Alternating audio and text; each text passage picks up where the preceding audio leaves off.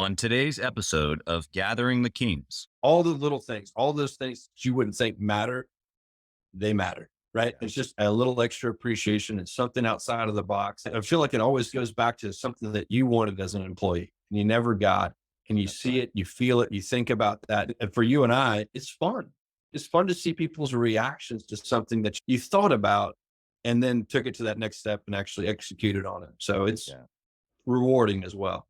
You are listening to Gathering the Kings with Chaz Wolfe, featuring fellow 7, 8, and even 9-figure business owners who have real battle scars from business and life, but have prevailed as the king that they are designed to be. We welcome high-performing entrepreneurs to the stage in order to reveal the real of the real on what it takes to build a successful business today. We dissect the good and bad decisions they've made along the way that give a true and accurate picture of the journey of success and how you too can get there. Through this dialogue, you will learn the value of growing your network and surrounding yourself with power players and kings like today's guest. Grab your pen and notebook because we're about to dive in. What's up, everybody? I'm Chaz Wolfe, Gathering the Kings podcast. I've got Jason Hughes here on the King stage. Jason, how we doing? We're doing great, man. Thanks for having me today, Chaz. I'm a big fan. I appreciate that. And for the listeners, this is our second go around at this. For 325 plus episodes, and I have had to re-record 2 times because the ether somewhere out there is our first recording. In a cloud, it's somewhere. In a cloud somewhere. Who knows? Maybe Zoom's got it. Maybe the internet. Right. I don't know. Maybe Elon has it. Elon, he took it to Mars. I really don't know. Somewhere. And if they listened to it, they would have gotten some great value. But we're going to do a re-record here today because it was just too good to pass up. We had to get it recorded again. So I appreciate you coming back to the King stage, my brother. Absolutely. It's going to be better this time anyway, right? That's right. Well, Jason, tell us what kind of business is that you have.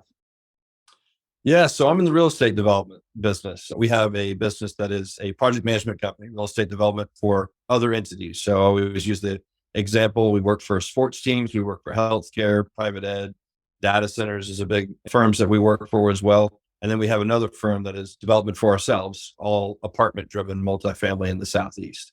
Yeah, love that. There's some differences in the way those things are developed. And so maybe you'll be able to speak to that and kind of, it's like doing the same thing, but doing it differently. Right. There's some mindset there. I think that's required. So I'm going to try to dig into that a little bit.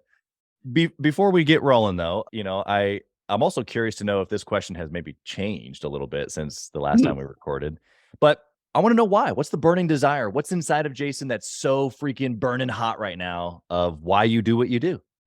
It's a passion for me. It really truly is. And I know that sounds cliche for somebody who may have not started their business or early in their career or something like that. But it truly is. Like, I don't look at work as work. I look at it as improvement, a challenge, an opportunity to exceed. I look at it in that light every single day. And it's honestly become fun. It wakes me up in the morning. It keeps me up at night. It's always a new challenge. How do we get better? How do we do this? And I really have enjoyed I don't call it the second half of my career. I'm 24 years into it. I guess I am entering into that second half of my career. I hope I'm not working much longer. But that part of it where you're becoming more of a mentor and using your experience on a day-to-day basis and talking to somebody and making them better and making them realize their talents and bringing that out of them. That part becomes really fun on a day-to-day basis as a business owner. You're a freaking king, dude. That's kingship right there. It's fun. It's good to get out there and meet more people and bring more people into the company. We, even since the last time we talked, we're over 40 employees and it's been fun. I mean, starting with 3 just 4 years ago and growing it to over 40 now. And, we're in billions of dollars of construction that we're managing on a day-to-day basis. It's a lot of exposure, experience and stuff like that. But it gets back to passion and being fun. Yeah. Yeah. I think that, like you said at the beginning, it feels a little, rounded of an answer, but it's real. Like when you're in the shoes and you feel it, you're like, I am living fulfilled, really is probably a good way to say it. Like my cup is full. My question to you, I was talking to another, high performing business owner just a couple of days ago, and we were talking about, there's this like trick that we play on ourselves of always, wanting more, always moving the goalposts a little bit, always thinking bigger. And like you said, just having a passion for just playing the game. Like, I don't want the game to end. I want another 24 years. Like I love the game. Right. So what's your trick, or what's your, philosophy maybe on moving the goalposts or making bigger goals or staying engaged? We're 24 years into this industry. You're 4 years into this specific business, but you're like all the way into your career, 24 years, and going, I'm more excited now. I'm more passionate now. I'm more alive now. I wake up like it's Christmas every morning now more than ever. How do you do that? I will, and again, I'll probably giving some cliche answers at the end of the day, but again, I feel like it's real, which is the employees. I've got such good talent, good people. I started this young leadership group within inside of the company, and I've got 3 individuals that are a part of it. And just meeting with them and trying to help train them, it gets me excited watching them, because I continue to tell them, I don't want to be me forever. Right? I don't want to be the president of this company. I want you guys to have the opportunity to do it. And it's here. I don't know if that's 5 years, 10 years, 15 years, but the opportunity is here. And every time you meet, you kind of feel it. You feel it and they want more time. They want to understand where do I get to it? And when you get into that flow of feeling and talking, and you see their passion for it, I mean, it just brings it all together at the end of the day for you, and go, I got to do more of this. I want it. They want it, and I really think that's just, building that culture inside of the recipe. And I know, and again, a cliche word, but I am waking up and going to bed. It's the first thought and last thought every day is the company culture, and just building it for everybody that shows up. And I love seeing everybody wants to come to the office, and they don't have to come to the office. They want to be there. Yeah. Yeah. We, in our last recording that, maybe one day we'll find, we talked a lot about somebody else. That was a good chunk of what we talked about. Yeah. And I remember the passion then about your people and just really obsessing over culture. Would you say, like, maybe there's like steps here of the business owner who's listening? Tell me if you agree with this, or maybe if you would move some of these steps around. But based on our last conversation and what I'm hearing you say now, it's aligning with what I think about culture. Like, yes, it's cliche, but we can't just brush it off because it's cliche. It's in essence the peak thing that a CEO can do. And I think right below that is probably marketing, right? Like, you have to be able to, you got to be able to grow your business, right? Sales and marketing kind of go together, but really marketing. But that last like thing to master, or really that you're going to live in as the king or the CEO or the visionary, whatever you want to call yourself as the leader of the business. That's the last like notch that you're going to live in for quite some time. And it's culture. And that sounds cliche, but would you agree with, like, that's kind of like you start the business, you grow the team, you got to get good at this, that, kind of all the way up the ladder. But that last, like, I got to make sure I'm really good on this for like a long time. Culture.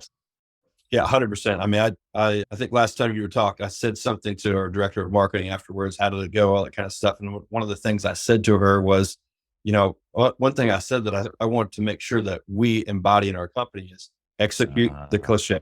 Like, because so you talk about it, and again, you get lost in this cliche thing in culture. So I said, when we do meetings, there's got to be intent, right? In any business you're in, there's intent to the meeting. There's purpose to the meeting. You need to create value in the meeting when you as an individual are in the meeting, right? So getting back to culture, I said, it needs to be number one on our agenda. In our internal meetings and our staff meetings. If you don't have that intent there, it'll get lost. So every week we start our meetings with culture and philanthropic. Those are those 2 things. We got 1,000 other things to go through to make sure that the company is a performing company. It's still for-profit business, all that kind of stuff. That's right. People, all that's at the top of the list, because I think if you start with that top of mind, top of the list, you will execute the cliche. You will do the intent that you're trying to do, and making sure that our people internally and our clients are serviced to our ability, to the best of our ability and what we know how to do. So it is a lot of that, to your point of process, and just making sure that it is top of list, top of mind all the time. Right. What are we doing? How are we doing it? Have we planned it? Does our team know? Put it on everybody's calendar. Like, you got to do execute all those steps to make sure it comes to fruition and happens. Yeah. Execute the cliche. That's using that. I mean, I love that, bro. I mean, obviously that's going to be a huge quote. I'm like Here you go, podcast producer, just hooked you up with a softball. Holy cow. Okay, so using this language, executing the cliche, inside of culture specifically, what I hear, and I want you to kind of expound on what I'm about to say. Mm-hmm. I want you to, I'm going to take your cliche and execution, and I want you to tell me how to do it. But when I think of culture, yes, there's process. That's like one side of it. You have to be intentional on process, but you also have to be intentional. The fact that we're humans, we're people. Right. And I, from our last conversation, I know that that's like deep in you. What we just got done talking about though was the process. So talk to me about what's the cliche, or what are you executing on specifically when it's like, okay, yes, my team is here. It's on the calendar. We're all communicated. We're like, we want to be here, but like underneath all of that, there's humans. Oh yeah. Right. 100%. What's the intentionality there? How do you execute that? It's, what's really funny, Chaz, is it's weird for me for all the employees to look at me as the president of the company. I know that sounds weird, but it is weird for me. Yeah. Because I remind them constantly, I was an employee for 20 years. Yeah. Right. I was you. I know what you think. I know what you say. I know how you do it. I know you don't always agree with the boss. I know all of that stuff that you think. And it's like, you have to remind them of that, which is kind of funny, right? Because it's like, I get it, right? I know what you want. So what do? I put myself in where I was, and I put myself in their shoes constantly, which is, how did I feel? What did I like? What did I want? What did I need? What did I, and as you know, everybody's different. So I can't it's not the same recipe for each individual, but you learn those people, right? We did something the last year where we did everybody's Enneagram test. Yeah. And I really studied it. And I still tell people, I know you're a 2, and that's a 2 thing, but it helps me get into it with, okay, I know they're an 8, or I know they're a 6. And some people, I write it back and good email, great email. Like, so all I'll say to them, and I can tell that that's uplifting for them. Yeah. Right. Some people just need time. They need that personal touch and stuff like that. So, as president of a company, you have to be nimble. You've got to be flexible, and you also got to put yourself in their shoes constantly. Right. Yeah. And it's a hard thing to do. It's a very difficult thing to do, because you can't give them everything.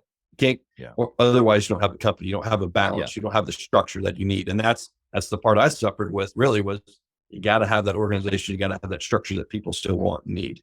Yeah. Yeah. It's oftentimes, for the leader who's playing too much in what people want, that you lack the process, because it's kind of a little bit too free flowing. They feel like people don't want to be held down, and people don't want to be held down necessarily. They're not slaves, but structure is good for everybody. Like, I was just talking to a mentor of mine 3 or 4 weeks ago, and he's like, look, Chaz, every business owner that you talk to that's not doing, call it 5 million or more, is not organized. Like, don't even tell me the rest of it. I don't care. They're not organized. And in order for them to get to that level or above, they need to be organized, period. And so what we're talking about in process, okay, yes, you got to build a team, you got to have sales, like, yes, but being organized or having process is important. But then, okay, so once you put it into place, then what? Well, there's humans. You said the Enneagram. I use the culture index. Like, I need to know who I'm talking to, how to deliver the information, what it is that they want, even though that maybe we've been employees and we know how an employee thinks. The way that we thought as employees is probably different than how they're thinking. And so we still got to know, we got to have empathy. Yes. Put ourselves in their shoes, but then we got to actually like know them, like individually, John or Susie, or, otherwise it's hard to know what they want. Yes, it is. And you got to be able to relate in some form or fashion, right? Being empathetic, being understanding, all that kind of stuff. I mean, getting back to that. I mean, I have fought since day one about an org chart. That's just one of those things that I'm like, hated org charts. Like, we're a team. There's no org chart. I don't even want a project org chart. But now it's getting to that point where it's just like, okay, everybody's kind of looking around. Does everybody report to Jason though? They go, what's that? We put some things in place, but if you we still don't really technically have a company org chart, because it's one of those things that's like, is that good for the culture? Right. Yeah. Starting with that top of mind, and what does it look like? And how does somebody feel, and all that kind of stuff. But you find more and more people that you hire, more and more people are dying for structure and organization. They want it as much as you might fight it. 100%. And I think as entrepreneurs, we don't like people putting us in a box, right? Or in Very true. structure. We like Very doing true. our own thing. But the reality of it is that they're not entrepreneurs, or at least not yet, right? You were an employee for 20 years, you said, and then you became an entrepreneur. Okay, fine. Well, so at some point you said no to your structure and I'm going to go create my own path. Cool. But like the people who are following you probably and most likely need structure in order to be their best selves, which is what the whole point of the company is like you said, for profit, is to deliver a great product or service. And in order to do that, these people have to be the best of who they are. And in order to be the best of who they are, I have to not only coach and train and give them all the ingredients, but I also need to have measurements and hold them accountable and have process and meeting structure and agendas and just the stuff. It all becomes the boring stuff that we don't think. And it becomes a lot like parents. You and I are parents, right? It is a lot like that. Like with my kids, I'm trying to be their friend, but at the same time, you got to step in and be their parent. And that is two different things. And you have to draw a line with I have a 9-year-old son and a 7-year-old daughter. And sometimes you want to play, we're doing all the play, and then they kind of, wander off, and guess what they need? Structure. They need you to be a parent. They need you to pull it back in and do what's best for them. And that's what you're doing both personally and professionally. It's kind of weird how those worlds kind of mince together a little bit, right? That's right. It's more true than people realize. You gave a really good little description there that I think everybody listening will relate to. So I think you did a good job there. One little tidbit for you. You might look at, I don't personally relate with these because it's tough. I'm very, very linear, or not even linear, but like structured thinker. And so the org charts for me make perfect sense. Like I love them. Right. It just, everybody's clear. It's good communication. But for you, they have these circular org charts. We created one. Yeah. Well, and so in that, there's still like, this team is over here and they report to this. So there's clarity, but it's like, it makes it feel circular as opposed to pyramidal or whatever that word is, So it's like, okay, if that makes you feel better, if that's the culture, cool, sounds good. But like, we still need to know, like, who do I go to? That's really what we're trying to accomplish. Like in the midst of clear communication and process and structure, who's my leader, right? Because Jason can't lead 40 people. That's not possible. Right. Yeah. And it's efficiency, right? It's a funny story is I have 3 excellent women that surround me on a day-to-day basis that really help me run the company, right? Our VP of finance, the director of marketing, and our office manager. And one day, I don't know if they created it or how it got created, but that circular org chart was slid in front of me.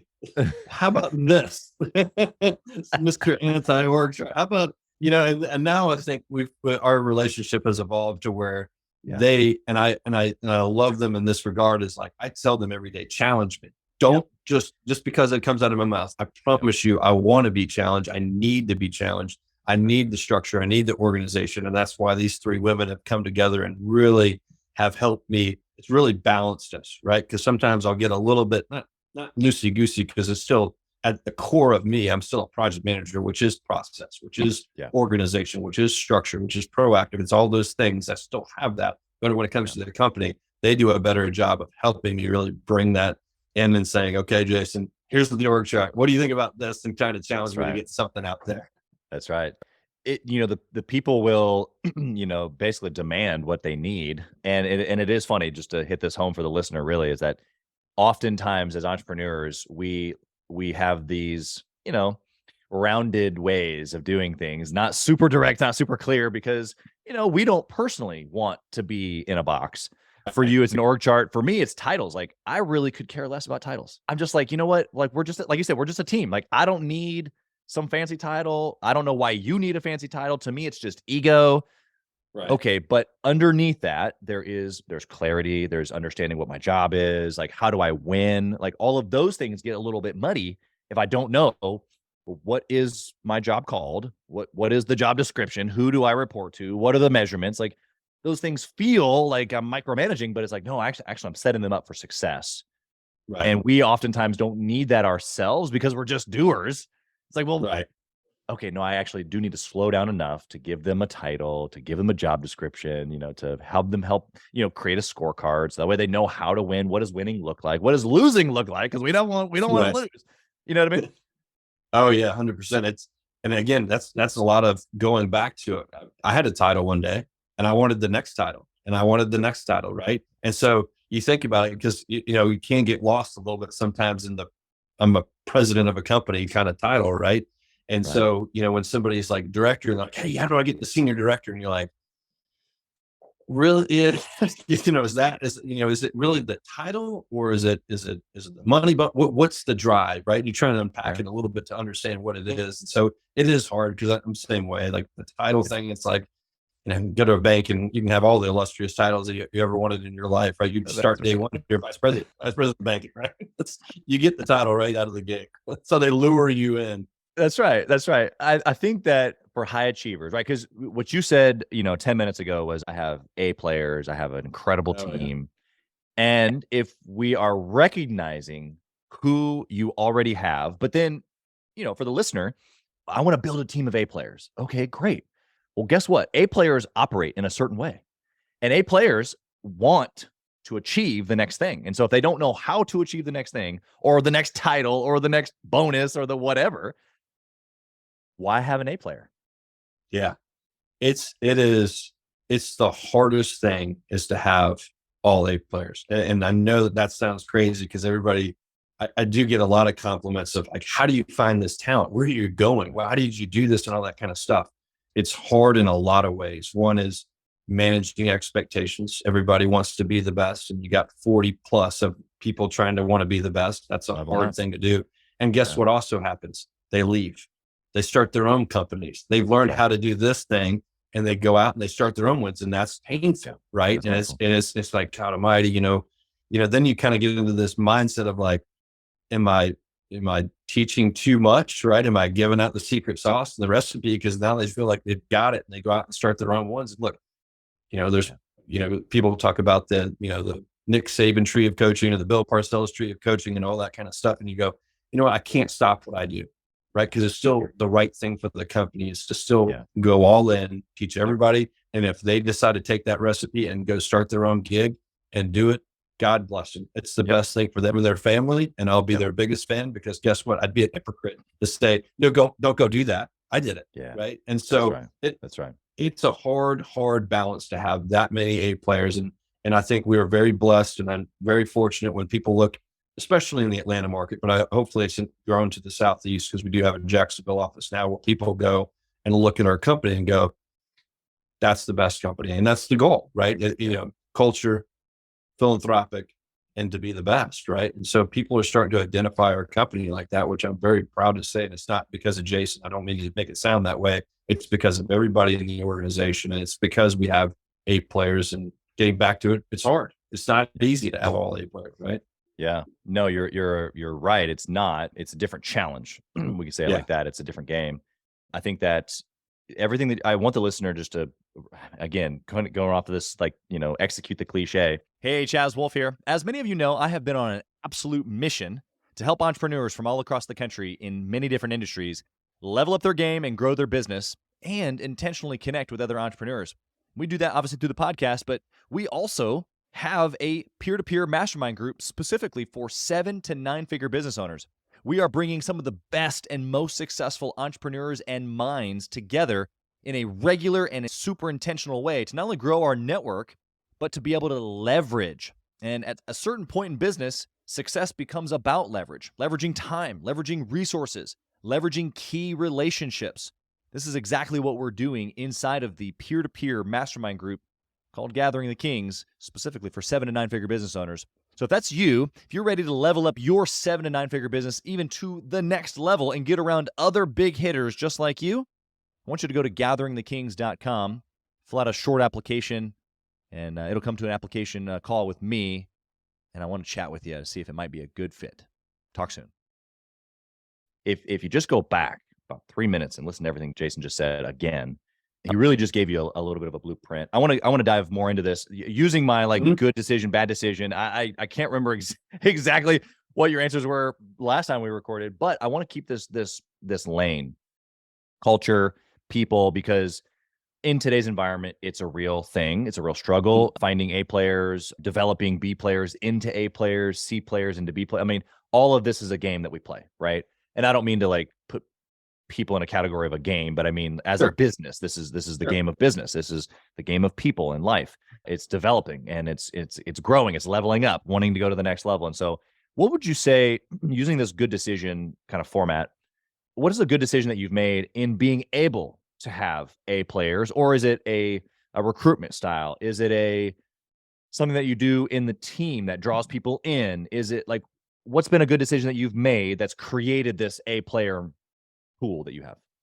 Yeah. So for what we do on a day-to-day basis, I always, when I have my interview skill set has definitely evolved, right? As for what you look for with people and stuff like that. That's And right. really, I try and dig into the intangibles, Okay. right? Right out of the gate, my first questions are always, tell me about yourself. And I try and leave it a little bit open-ended and blank because I want to hear the answer. Do they dive into personal? Do they dive into professional? And I would say 4 out of 5 of them go right into professional. That's right. I love the ones that start with the personal. Yeah. And if they go professional, usually my next question is, well, tell me about yourself. Where are you from? Mm-hmm. Where did you grow up? Draw back. Try and draw it back into them because I want to know the person, right? That's right. And I want to understand what kind of person are they, right? And I will say, a couple of people I give credit to, Rich McKay, who's the CEO, now the CEO of the Atlanta Falcons, and AMB, CEO of Arthur's Businesses, has taught me a lot about that on how they draft players. Like really diving in and like knowing their parents, like really diving into that background. So getting back to this is I try and understand the person, right? Because I feel like what we do on a day-to-day basis, I can teach them real estate. I think we've got people in the organization that we can really teach them construction, design, and real estate, right? But what I can't teach them is the intangible things. Do they have passion? Do they have drive? Are they proactive? All those kind of things. Like the resume is great. What's on paper is great. Where they got their degree is all great. But usually I'm sure you've done this, in the first 5 minutes, you can kind of tell what individual you're talking to and meeting with in person and stuff like that. And I really try and dive into that first and foremost. Yeah. And then if it drags out to that hour, it's usually because you've got something here. And I will say, people always ask me, what's the ratio of people you interview to people you hire? It's 4 to 1. Something like that. I mean, it's a pretty high number, but because it's just, you got to find that person that you want to be around that fits the company culture, that's going to fit with the team for the project, all that kind of stuff. Yeah. Your beginning 5 minutes there, I want to dive into that for just a half second, because there's so much value right there in that. And so you mentioned Enneagram earlier. I use the culture index. And so without even them filling it out, I'm a studied individual, right?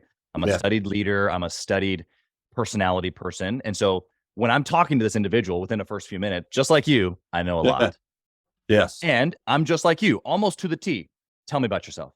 And for the ones that go right into professional, I bring it right back. I go, okay, great. Well, like, tell me about where you're from. Tell me about your family. Because those things are obviously important. But what I'm trying to actually do in that moment is I'm trying to let them know that it's important to us. Well said. Very well said. Because a lot of times the reason why they dive into the professional is because they're trying to impress, because I think that that's what we want, right? We want them to be all about the job and to be like work hard and come early, stay late. And all those things are important. Sure. But who's the person? 100%. So you're actually creating an experience for them. 100%. That they probably have never been interviewed like this ever. No. I want to know the individual. I want to know the person. I want to know what drives them. I want to know, it's probably the third and fourth question is, what do you want to do? You're talking to us. This is an interview, but what do you want to do? What drives you? And then, then I kind of break it down a little bit of what market sectors, right? The company's in 8, 10 market sectors, and everywhere from healthcare to sports to entertainment to churches to schools. What if you looked at our website and you study this, which another thing I always kind of pick up on is people that say that in interviews, it's always a good check for me when they say, hey, I was looking at your website. Like that is like, okay, they're proactive. They check the box that I'm looking for in that. And so you kind of look for all those kind of cues now. And it's almost like the more you go through, the more checklists that you have to kind of go, this one's starting to fall in line to where I think we can have more of a conversation. Yeah. I think the point I want to hit home for the listener that you made just so beautifully a few minutes ago was that I want to know the person, because I can teach them the skill set, right? You can teach them real estate. You can teach them construction. You can teach them all these, the tactics, the day-to-day. Yeah. That's not a big deal. But in today's environment, it's not really the technician that I'm looking for. I'm looking for the hungry, humble, and smart, as Patrick Lencioni calls it in the Ideal Team Player. I'm looking for the right person, and then I can put them in the right seat based on either personality or skill set or whatever.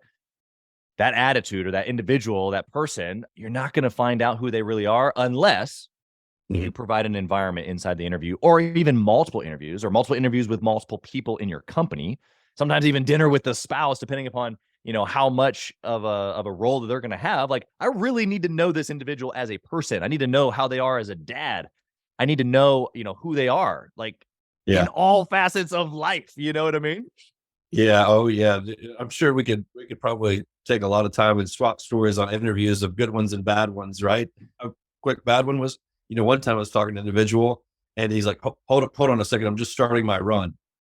That's how they started the interview. And it was just kind of one of those moments, like, to the first 5-minute role, you kind of knew where that was going. Is this is not important enough that, whatever, right? The one that we just hired actually just started this week down here in Jacksonville.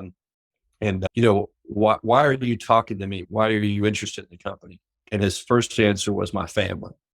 Yeah. And you want to talk about, all right, now I'm in my seat and I'm strapped in and I'm focused into this interview because this guy's got some of the intangibles that you look for. I want to move back. I want to be home. I want my son's, 13 years old. He wants me to coach his baseball team. I'm always on the road with this construction company.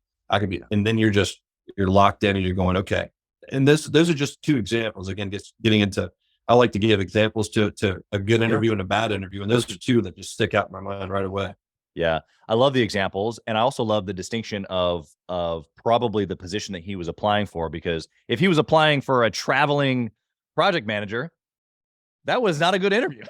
Exactly. That's exactly right. I don't need a guy who's got a 13-year-old son who he wants to, coach his baseball team, applying for a traveling position where he's going to be going half the month. Right. However, your point was more that he's a wholesome individual, that he has family, that he cares for his family. That's the type of individual that you're trying to build your team around inside the business. Okay, fine. So let's find the role or the commitment that fits his lifestyle. That's right. But the individual is what we're analyzing in the interview. That's right. That's right. That. No, it's always about that. It's always about them. And to your point, you made a great point earlier, which is sometimes you got to pull it out of them, right? You want them to feel in a comfortable zone because, again, getting back to, I interviewed for jobs, right? I think the people sometimes that you're interviewing forget that you did that at one point in your life, right? That's right. So you're trying to sit there going, it's a little bit of a nervous situation. And that's why I try to go to the personal side of things, because that should be any individual's comfort zone. Right. Get them comfortable in the setting so that they get to a point to where you want to get to, as well as understand the individual, understand what they want, understand their passions, get them comfortable. And it's not an easy thing to do because interviews usually are stuffy and stuffy. Exactly. It's not the most favorite thing in the world to do. Yeah. It's so interesting that you use the word comfortable, because I did a video, I think we cut it up as a reel just, I don't know, maybe a month or so ago. And I almost word for word was saying what you're saying, which is, in an interview process, I'm trying to get them comfortable. Not only do I want them, I want them to know that I care, and I want them to know what we're like, because I'm selling them as much as I think that they're selling me. Right. Oh yeah.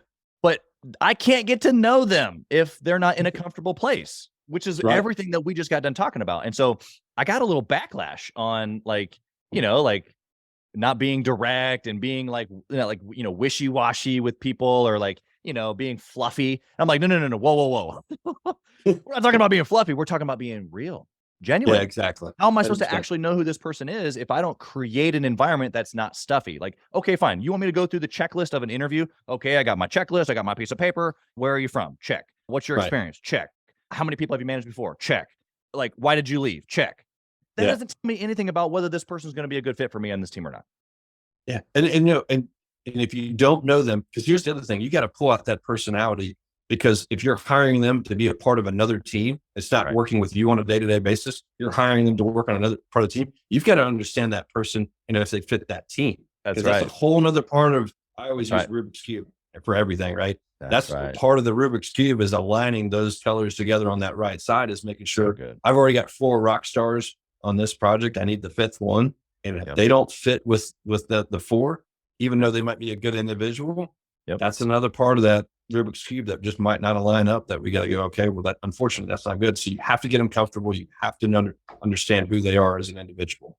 Yeah, the converse of what you just said for the listener is, if you put somebody on that team who's not a good fit, then you potentially take an already greatly operating team and destroy it. Exactly and so, right. Okay, so now we're going back to, okay, so this seat or this hat as a CEO of culture builder, this is what we're talking about. One of our core values with Gathering the Kings is that we're architects of culture. And literally we bring people into their best, but we also have to architect the whole entire situation, or we have to master, puppet the whole thing, because somebody has to be paying attention to what you just said. Okay, there's 3 people over here, and these are their personalities. These are the roles that they're playing. And I know them, and I'm studied, and I know how they work together. And if I make one little move and put this guy over here, that could destroy not only just the synergy of that group, but then that now their confidence in me to be able to build the team, right? Like, I need to put 100%. the right person in that mix so that way not only it works, but then they look at me and go, like, dude, I don't know how you put this team together, but thank you. That should be the response. 100%. And we also have to recognize it's not a static thing.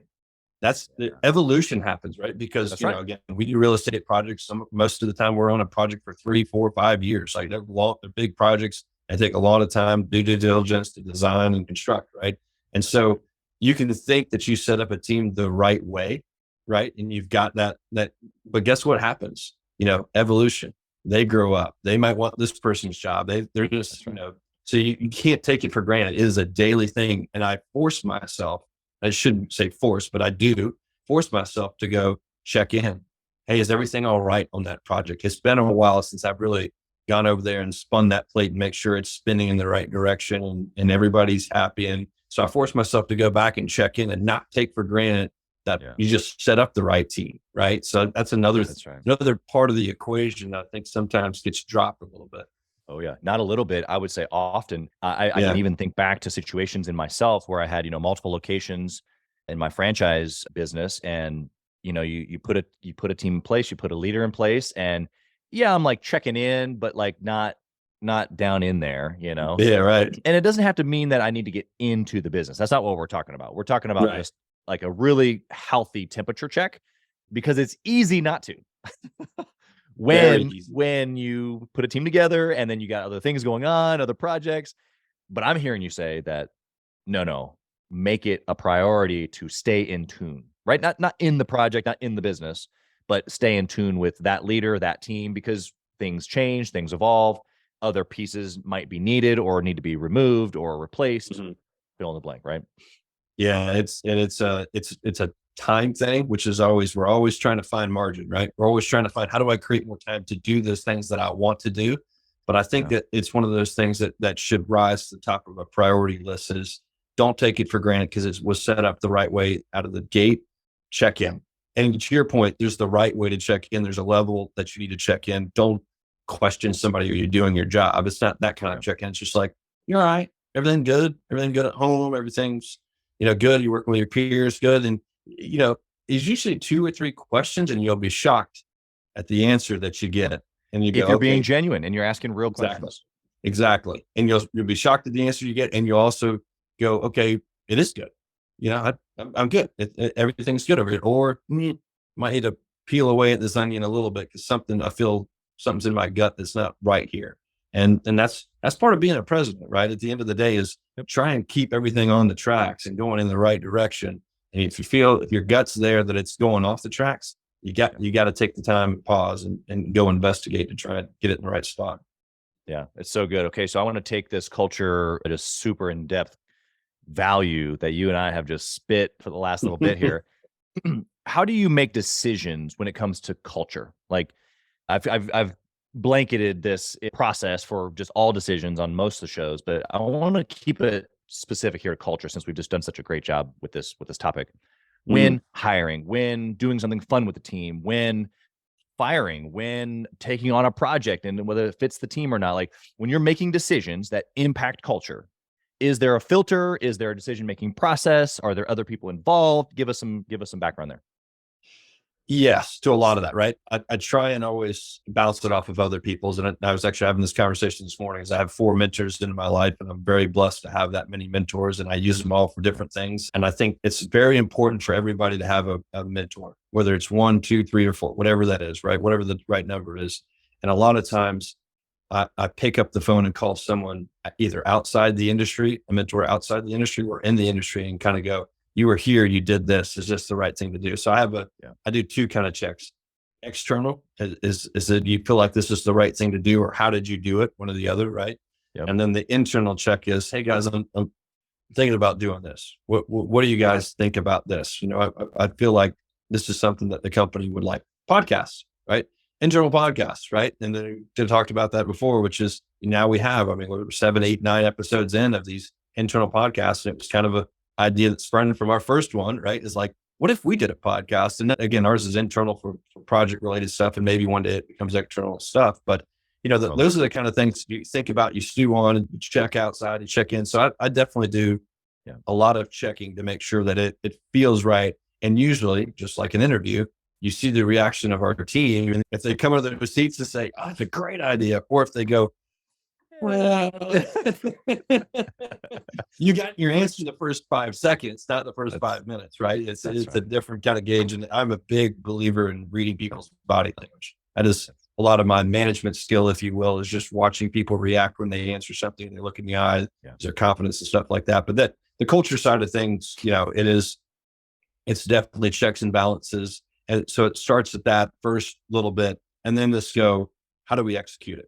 And again, going back to execute the cliche, culture, all that kind of stuff. How do we execute this podcast? Who's the right person to have? I have a co-host. Kendall is a rock star. Great. So him and I do these podcasts together, and it's this natural flowing thing. And now I've got people going, hey, I listened to this podcast last night. It was awesome. Right. And so you're like, okay, this is one of those things that I feel like has actually worked and what people want. Right. And so, yeah. You answered my question, and you answered it well. I appreciate that. I do want to just give a little extra kudos here to your internal podcast. So you created a show inside of your business that highlights different projects that you do. And so you and your co-host interview the project manager or other people on the projects to talk about the project when it's done, what went good, what went bad. I'm sure all those things possibly. But what you told me before we hit the record button was that other people in your business, your team are listening, which that was the point, so that they would listen. But a lot of the feedback that you've gotten is, I got to know that person. Right. Yes, it was information about the project, and I was like, oh, that's cool. I got to hear what was happening over on that side of the business. But what I heard you say was that the person listening was like, I got to hear about that employee, that person. Yes. So you're building culture, team camaraderie inside your team just by letting people get to know each other better in a super cool, unique way by having an internal podcast. Like, listener, are you paying attention? It's amazing. We have a guy that works for us, Paul, I've known forever. He's our scheduling expert, right? He's been in the scheduling side of the business for 30 plus years. He is a unique individual in all aspects, right? And just an awesome individual. So we bring him in, Kendall and I bring him in for an interview. And I knew going into it, I was like, this cat is going to have some nuggets. I don't know where they're going to come or how they're going to come out, but it's the same thing. Let's get to know you and the individual before we talk about your experience. And how do you teach the young project manager about how to set up a schedule the right way for success for the project, right? And so we get into this podcast, and right out of the gate, he talks about this and that, and where are you from? Born in Chicago, all that kind of stuff. And, when I'm 5 years old, my mom's in the back, and she calls me and she says, hey, call the doctor, call 911, blah, blah, blah. I'm having a baby. He birthed his brother at 5 years old. And it's like, talk about culture. Everybody's going, hey, Paul, something they would never have learned about him as an individual that they now can relate to him and go, I've got to hear more about you birthing your brother. That's wild. 1970s, right? You're birthing your brother. It's insane, right? I love every part of that, and the facilitation of that. I know you didn't start the podcast going, okay, we're going to have Paul on and he's going to talk about this, and everybody's going to that's not, unfortunately, you didn't have that information. That's just, we get the credit sometimes as a leader of wow, you set this whole thing up. Yes, he had the idea to set it up and bring people together, but it's amazing what happens when you facilitate an environment that's genuine, right? And this is what culture is. I'm bringing people together and we're doing something. We're aligned. We're doing a project. We're doing a real estate. We're constructing something. We're running a mastermind group. Whatever the team is doing, we're in line with the work. That's cool. But like inside of that, there's this group of humans. And what does that look like? Do they know each other? Do I want to be running next to this guy or gal? All of those things matter. And the intentionality of how we do that or how we facilitate those moments is what's our responsibility, right? As the leader. 100%. And it doesn't always look like Topgolf and pizza, right? Like those things are cool. Exactly right. Sometimes it's super creative ways, like an internal podcast or, creative huddles. I remember as a sales, I'm just like drawing in my memory here. I was the only sales manager of this huge company, and I would do my morning huddle and we would walk around the building every Friday. And I didn't care how warm or how cold it was. My team knew Friday mornings we were walking around the building because it was just something different, something unique, something fun. And they all knew, like the guys that smoke, like they walked further back and the guys that didn't smoke, we walked ahead because we didn't want to smell it. But it's like, we all knew that we were going to walk around the building. That's how we were going to get our day started on Friday. And it's just fun stuff like that. That doesn't really mean anything, but it means everything, right? 100%. All the little things, all those things that you wouldn't think matter, they matter, right? It's just a little extra appreciation. It's something outside of the box. It's something, again, I feel like it always goes back to something that you wanted as an employee and you never got, and you see it, you feel it, you think about that, and for you and I, it's fun. Yeah. Right. It is fun. It's fun to see people's reactions to something that you thought about and then took it to that next step and actually executed on it. So it's rewarding as well. Right. That's right. All right. Let's go through some speed round questions here. We have jam-packed this episode so full. I hope the listener has been taking notes. I want to know of a good book or a business resource that you'd recommend. Ideally on culture, if possible, since let's keep the lane here, but whatever, if you'd like to recommend something else. So I will say this, I'm a huge podcast person, right? I meant what I said. I do listen to your podcast and I feed off of others, right? And that is, you do a great job of facilitating that and bringing it out to other people. So I definitely listen to your podcast. So there's not just a plug, but it's genuine. It's real, right? Ed Mylett I don't really miss an episode of Ed Mylett. I'm a big podcast person. That's where I get my information. He does a good job of mixing up things. I mean, this morning I was listening to it, right? It was just about self-confidence. Right. So to me, that is my go-to resource on all things educational. Great. Okay. What do you do when it comes to obsessing over your family? I'm going to take us on a left curve here a little bit. We don't need to turn a whole nother podcast into this, although I think you and I could really wrap on this pretty well. But I have this statement, work-life obsession, because balance is erroneous. How are you, Jason Hughes, obsessing over your family at the same time as obsessing over your business? What are some of the things that you can practically teach us? It's one of those things that's intentional for me, right? My kids are my passion. They're my drive. I want to do better for them. I want to be better for them. And I think it's top of mind every single day. So making sure that my intention is my kids and everything, every decision I make during the day is about them, and making sure I set up a better path than I was provided for, which I was provided with a damn good one, is what I think about on a day-to-day basis. I wear them on my wrist. I'm a tattoo guy, right? So I just, if I got them right here, it's the intention that they're there, they're with me, even when I'm traveling for work and stuff like that. Yeah, it's good, man. Again, one of those execute on the cliche, right? Execute it. Absolutely. Yeah, because otherwise it's just talk. It's empty talk. We say we're doing it, but we don't actually. We're just being busy. Exactly. Right. Yep. No doubt about it. One last question here for you, brother. You ready? Yeah, man. I want to know, Jason, if you had a chance to reach into the past and whisper into the younger Jason's ear, what would you say? It's a good one. That's a good one. Usually I would say patience. It's as fast as life really actually goes. Everybody's that another cliche thing, right? But, if you're patient and you're intentional, and I wish Jason of past would have taught himself patience. It was always ready to get to the next thing. Yeah. So sometimes when you're not patient, you miss out on life. You miss out on where you are in life. Your kids are being born, personally, professionally, you're inside of a project and, you're ready to go on to the next project. But if if you really are intentional about that project and doing well for that project, it's actually better for you in the long run. And it's hard to see in the now. And I wish the Jason of the past would have been more patient in life in general. But I think hopefully 43-year-old Jason is listening to that and be patient with everything now and enjoy life's moments first and foremost. And then the work stuff, stay in the moment now. Yeah, that's right. Jason, you've been incredible for a second time now. I without the intention of turning this episode into a culture flow, that's exactly what you did. And I think it's super timely for just people building businesses with people today. And so I think you've given so much value. How can the listener find you? Whether maybe they know someone that needs a sports complex or a medical building built or a church built, or maybe they just want to reach out to you and connect as business owners. How can they find you? Yep. So our website is pretty simple. It's impactdm.com. So all my contact information is out there for a reason, just accessible, reachable, as anybody is in the company. So we're pretty active on LinkedIn.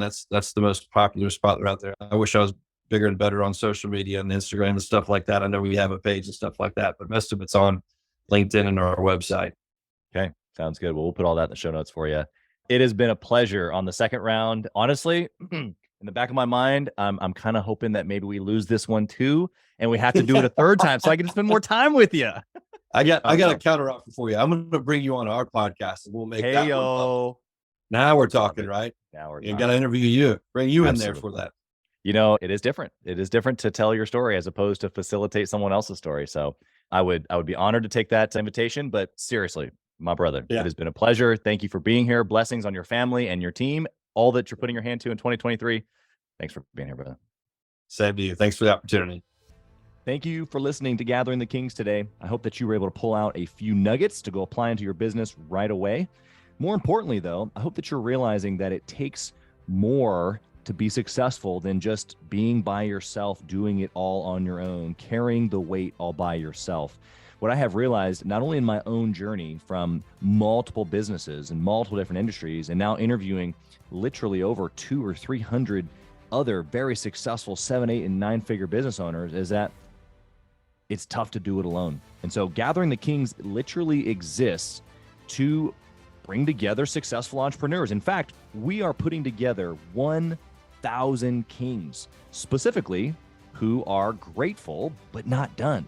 We're intentionally assembling kings who fight tooth and nail for their business, family, and communities. And here's what we believe, that in the pursuit of excellence in those areas, that it ignites within us the responsibility to govern power and forge a lasting legacy. So if that relates and resonates with you, and you know that you need people around you, sharp, qualified, other very successful business owners, I want you to go to gatheringthekings.com. I want you to take a look at what we're doing and see if it makes sense for you to be part of our pursuit to 1,000 kings.